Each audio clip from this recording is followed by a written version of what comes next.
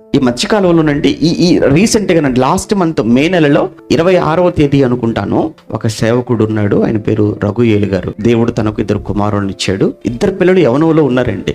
ఆ తండ్రికి సేవలో పరిచర్యలో మంచి ఏమంటారు వంటిక మంచి సహకారులుగా ఉన్నారు.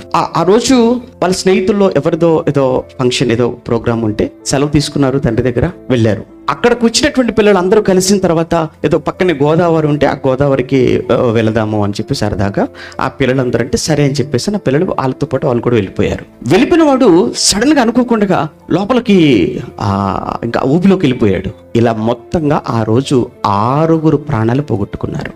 2 పిల్లలు కళ్ళ ముందు శవాలైపోయారు. కాసేపటికి తేరుకున్నాడు. నెక్స్ట్ సండే ఆదివారం ఆరాధన. నా పిల్లలు చనిపోయారు మీరు అనుకుంటున్నారా? నా పిల్లలు చనిపోలేదు, వాళ్ళు బ్రతికి ఉన్నారు. చాలా మంది మా పిల్లలు అమెరికాలో ఉన్నారు, మా పిల్లలు ఆస్ట్రేలియాలో ఉన్నారు, మా పిల్లలు లండన్లో ఉన్నారు, మా పిల్లలు జర్మనీలో ఉన్నారు, మా పిల్లలు ఫ్రాన్స్లో ఉన్నారని చెప్పుకుంటారు. ఒక సేవకుడిగా నేను గర్వంగా చెప్పుకుంటున్నాను, నా పిల్లలు పరలోకంలో ఉన్నారని. నిజంగా మాట విన్న వాళ్ళందరూ కూడా సోషల్ మీడియాలో ఏంటయ్యా నీ విశ్వాసం?